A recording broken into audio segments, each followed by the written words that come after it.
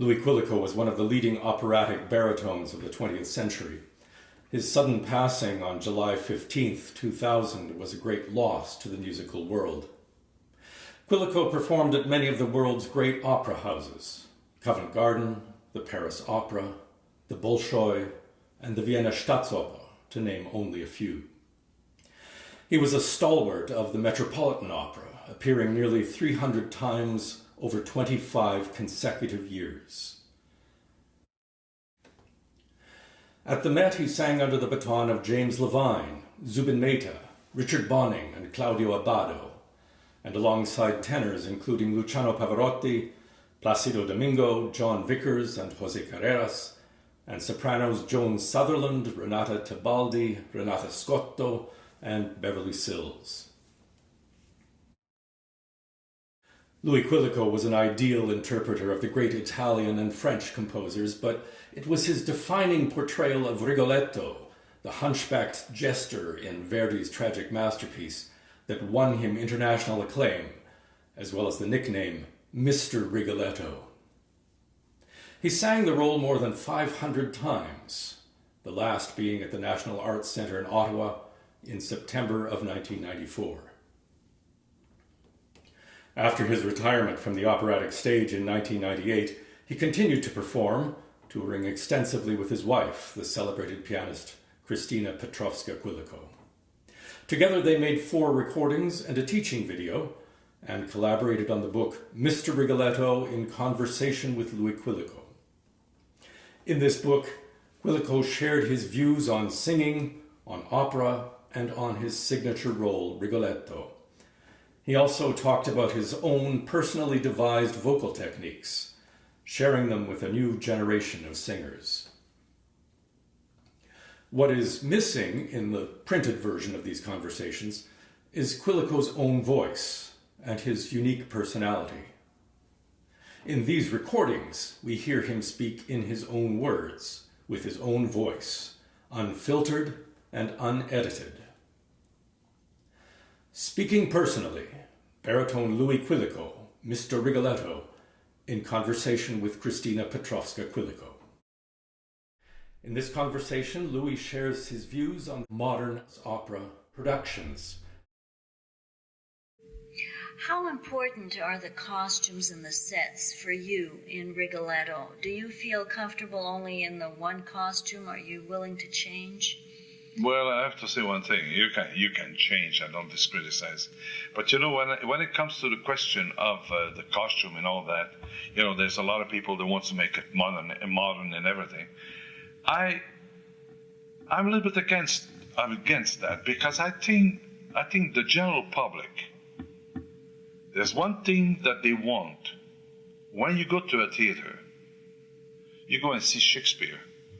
Would you see Shakespeare in just plain clothes?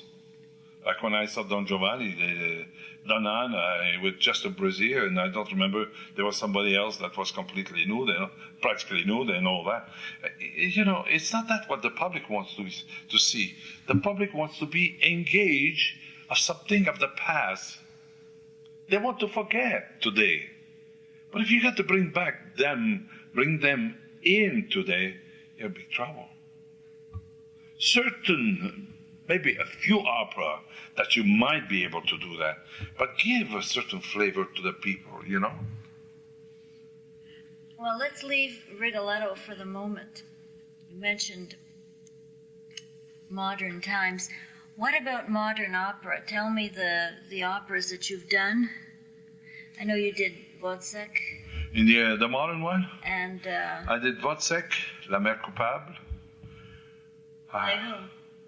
La Mère Coupable, it was Darius Milhaud. And I'm trying to think about if there was anything else in the modern one. Well, Debussy's Pelléas et Well, Melisande. that I don't know if you can call that modern.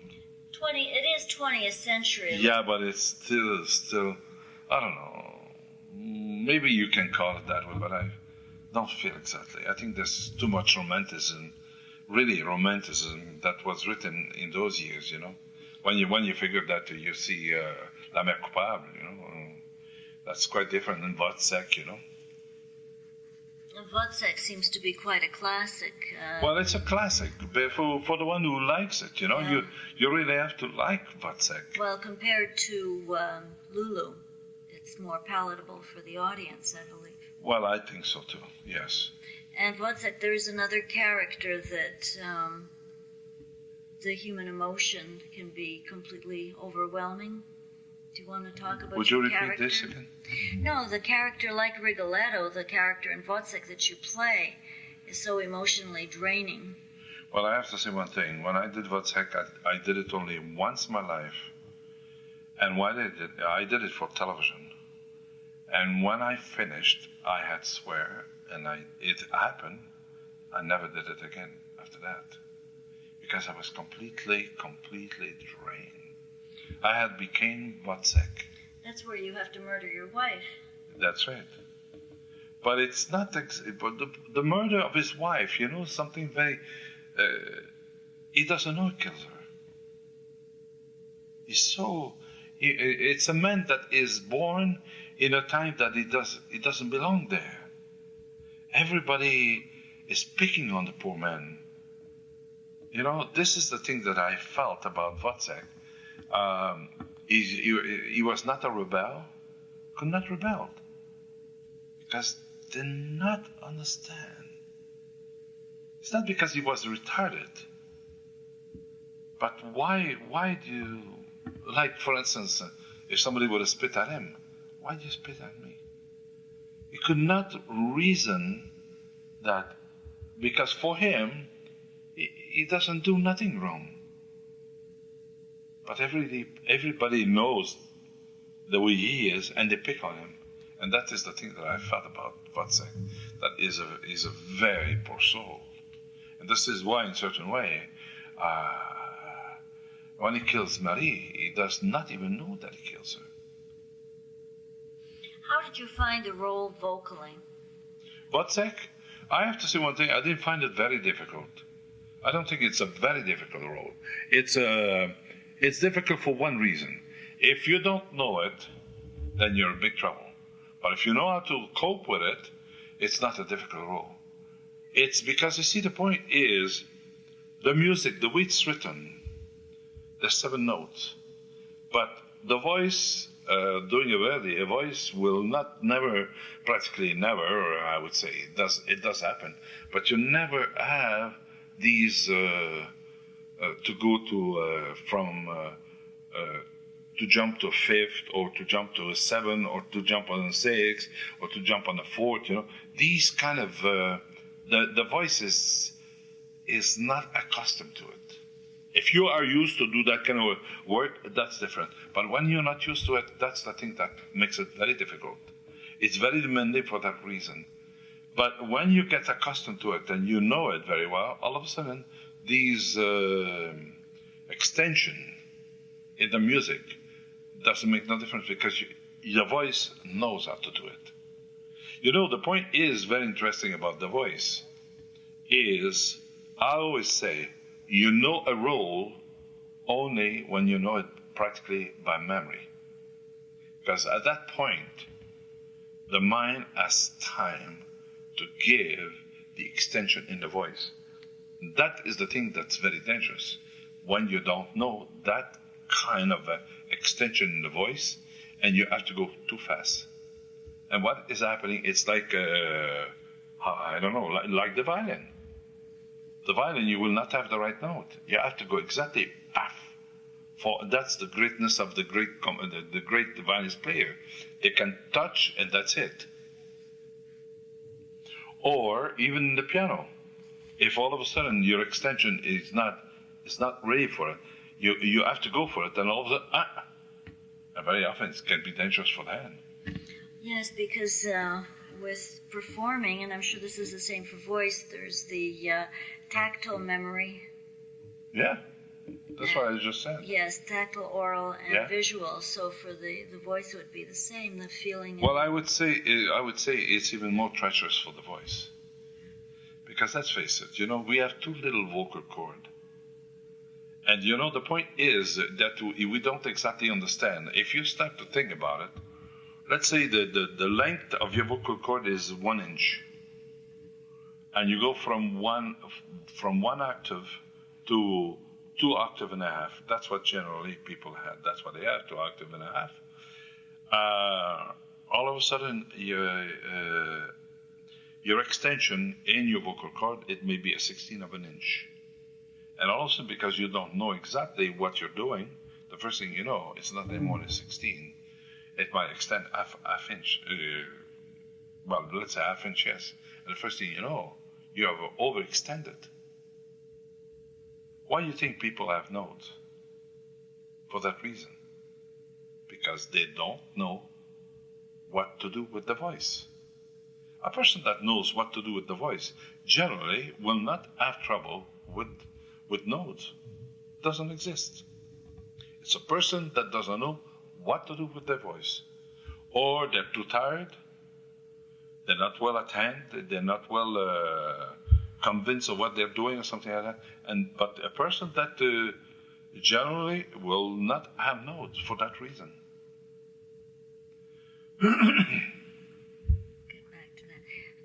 Can you tell me a bit more about your experience with Darius Milhaud, since that was a premiere that you did? Well, I have to say one thing. I had a very funny experience with Darius, because Darius had the habit, and I'm not the only one. There was a lot of people that can confirm that he used to write the music, and very often would come at the last moment, and it was not yet finished. And you had to wait, and then the first thing you know, you have to do to read this music. I mean, that was very treacherous. And for me, I am not a man that has a very easy way. It's easy for me to take a thing and to do it at the last minute. No, because like I said, I have to know practically the work by memory. Then I know that at that moment, my mind, you see, the mind is a wonderful thing, but don't try to overtax it. Get him used to it. Like, for instance, you're reading a book. Me, if I read a book very often, I might have to read a paragraph twice because to understand it. You read it once, your mind is so well open, receptive to what you are doing there, that it's automatic. You understand it right off the bat. And this is, for me, the music's exactly the same thing. It takes me time. And it's not because I'm not more and less intelligent than somebody else. It's not that. But the thing is, I contributed, and I created that when I want to do something, I have to know it practically by memory. This way, the extension of the chord has time to be done. And that is the point. Very often, people that read music like this, the first thing you know, they never amount to nothing for that reason. Well, getting back to Darius Milhaud, so he sent you the score for... Well, he sent me... the point is, the first thing I did for him, he called me up, and I said, oui, Jamet. He said, I'm creating an encyclic, and I would like you to sing it. I said, fine. I said, good. And me, to learn things at the last minute, I was always against migraine. And all of a sudden, I said, fine. I says, what is it that you would like me? Well, he says, I would like you to do for me, create Pacem in Terris. I said, fine. I says, when is it? Oh, he says, well, you still have time to learn it and all that. I says, when? And we were the 4th of December. He says, the 8th of December. I said, you're out of your picket mind. He said, no, Mr. Quilico, I just heard about you. He says, I would like you very much to do it because I think you have the right voice for it. And me, like crazy nuts, I accepted. But the thing is, I went through hell for 4 days and practically 4 nights to study that music. Because, for instance, I did not have a printed score. I got the manuscript. And, sometimes these composers, the way they scribble their... the new composers are much more better. The old composer, they used to scribble the music, Make it very difficult for me to read it. In fact, I was working and I had 2 pianists and one that was accustomed to the music of Milhaud. And all of a sudden she would stop and she would say, my God, is this an F sharp or is it an F natural? Let me play it. And she would say, it sounds very good with the F natural. Let me put the sharp. Oh, I think the sharp sounds even better, And that was the thing we had. And me, you have to read this kind of music. Anyway, we went through, and I have to say one thing. We had wonderful. And then I had to create it. I recorded it and everything. It was a great experience. But the second thing I did for him, that I should have said, no way. He called me in October. He said, Mr. Quilico, I thought of you because I'm doing an opera called La Mère Coupable, is the third Beaumarchais. The first Barber Seville, then Marriage of Figaro, then La Mère Coupable. He said, I would like you to create this for me, Geneva. I said, fine. I said, when is it? He said, I think it was the 14th of June, 14th of May. Was it May? Yeah, 14th of May. The following year. Well, I says, good. I says, only one thing, Maestro. I says, I need the music right away. Oh, you'll get it right away. You get it right away. I said, okay. Actually, me forget about Darius Milhaud and forget about it. All of a sudden, the month of October passed, the month of November passed, comes the middle of December, and the 1st of January, I was going to America to do some concert. And I was going to be stuck in America till April 26. All of a sudden, I just dawned on me. I says, where's the score? I called him. I said, Maestro, what happened to the score? He says, you didn't get it? I said, no, I got nothing. I don't have the foggiest idea. And I would like to know, am I going to get it? Or is it still on? No, it's still on. I'm doing it and you're doing it. I says, well... I said, I'm leaving for America the 2nd of January. I says, I need the music before. I got to start to at least have a little idea of what is the opera about. He says, I'll send you a score by courier or something. Me, forgot the courier. The score never got in. Comes the 2nd of January. I thought about it. I said, at the last minute, I says, well, listen. I'm going to call him. I called him. I said, Maestro, I said, I did not receive your score. It's off. No. I says, he says, I don't understand. What do you call it? The recording was supposed to have sent it to you and all that. I said, Maestro, I says, I'm going to America. Well, he says, what can we do? I says, well, here's a few addresses where I'm going to be. Send me the score there. And I says, but send it to me at the beginning. Not later than the 15th of January, something. No, you get it. Okay, good. I leave for America. I do my concert. I'm going my concert. Comes the 25th of April. Take the plane back to Paris and thinking about it, and all that. I arrive home. The 26th. I arrive home that afternoon. All of a sudden, I'm home. All of a sudden, call. I go to the phone. Hello, Mr. Quilico? Yes. Madame Milhaud? Yes. I says, how are you? I says, how's everything? He says, fine. The maestro would like to see you tomorrow for the opera. I says, Madame, I don't have a score. I says, what's the first word I sing? She says, what do you mean? I says, I never got a score. I said, I don't want to do it. I says, you know, we're practically, at the time we have to go to Geneva. I'm supposed to be in Geneva, according to you, tomorrow to rehearse. I said, I don't know nothing about this opera. I says, do you think I'm Jesus Christ? She says, the maestro will flip. I says, I don't care, man. He can flip. He can do what he wants. But I says, I'm not interested to do it. I says, tell him to forget about me.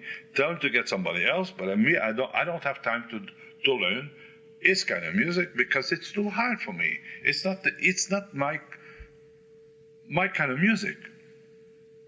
And I says, well, goodbye. I'm so sorry for this and all that. 10 minutes later, I got a call. I go on the phone. Hello, Mr. Quilico. I said, yes, maestro. What is it you want? He says, you cannot do this. I said, hold it. I said, what do you think you're doing? I'm doing it to you. I says, you did it to me. I said, I don't have the score. What do you want me to tell you? Mr. Quilico, I'm deeply sorry with this, but you really have to do it for me. He says, maestro, I don't want to do it. I don't want to do it for nobody because I'm going to break my neck. I says, I'm not that fast to do that kind of music. I says, I'm not accustomed to do it. He says, anyway, please do me a favor, come to my house tomorrow. I said, what do you want me to tell you? No, you come. I said, all right. We'll start to work on it. Anyway, I go to his house the next day. And we start to work. First act, it was, my God, if you're accustomed to do new music, it's all right. But when you're not used to it, the extension and all that, the fourth, the fifth, the third, and all that stuff, All right, some people it's easy, but for me it's not easy. It was not easy. When you sing Verdi, you have a line that keeps on going and feeds you. You go till the end. Anyway, we start to work. We finally went through the first act. And I said to him, well, you see where we are. He says, makes no difference. He says, you come with me tomorrow on the train and you'll see. I said, all right, I'll leave.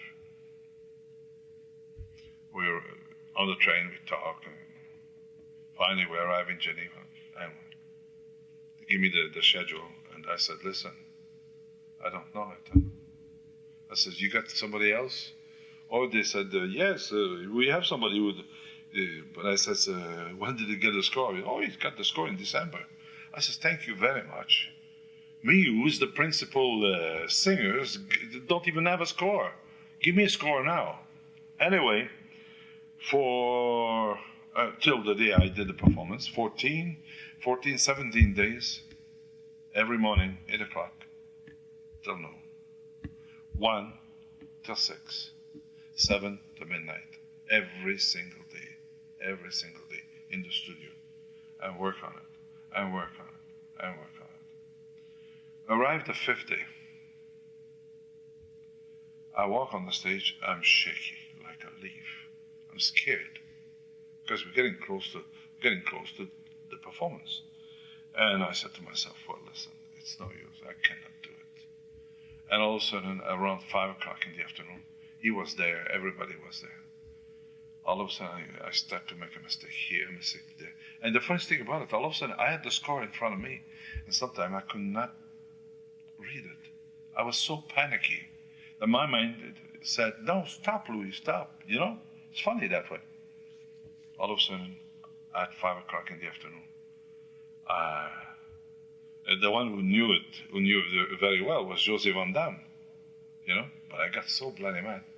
All of a sudden, I take the score, and he was right there in front with everybody. I take the score. I throw it at his feet. I said, Maestro, I says, you know what you can do with your opera? I says, I'm going home, and that is the end of me here. I says, I don't know it. He feels that I don't know it, showing the director, showing the conductor, I show who was responsible. And I said, I don't know this opera, simple as that, goodbye, and I'm going home. And I start to walk on the stage. I reached the door of the stage door. Mr. Quilico, please come here. Oh, in this telephone conversation, I'm sorry before, when I talked to him, all of a sudden, there's a stop. And he's the one who was talking. He stops talking. And all of a sudden, I listen. I says, "Maestro," and I hear at the other end of the line, this old man crying. That's why I said, "Okay, I'll come." Anyway, he said to me when I reached the door, "Mr. Quilico, please come back here." I said, "Maestro." And I turn around and I hold the door. Still the door is half open. He says, "Please come here. I want to talk to you." I says, "Well, it won't kill me to talk to him. It's all right. Let me apologize a little bit more." Finally, I go to him. I said, "Maestro, you saw yourself." I says, "I don't know the opera." I says, "Mr. José Van Damme knows it so well. Please give it to him." He said, "No. When I wrote this opera, I had you in mind." And I looked at him without saying anything. I said, "I wish the hell you would have forget about me." Anyway, he said to me, he said, "I know that if you want to do it, you can do it, Mr. Quilico." I said, "Well, that's very beautiful, Maestro, to have such a faith in me." But I says, "That's the faith I don't have in myself." He says, "Don't worry, you can do it if you want." I said, "No, I'm so sorry." I says, "I would like to say." He says, "You do me a favor. If you don't do it," and that was a line that I wanted to shove it in his throat. "I'm going to take her out and I'm going to stop all rehearsal. We won't do it." What did he do? He put that the performance, I was responsible. If I didn't do it, everybody else would have hated me and all that. And he said, "You do me a favor." He said, "The night of the performance, if you have to do it with the score in your hand, you do it with the score in your hand. I don't mind, but you're doing it." I says, "But why do you have so much?" He says, "If you want, Mr. Quilico, you can." I says, "But I don't understand that. How is that you have so much faith in me and I don't have one bit of faith in myself?" I says, "I just plainly don't want to do it." He says, "Please, do it." And believe it or not, I did it. And I was the star of the show. You see, I'm incredible for that, you know. When I lose patience with myself, all of a sudden, nothing works. But all of a sudden, if I put to myself, well, God Almighty, you're going to see, I'm going to show it. And that's what happened.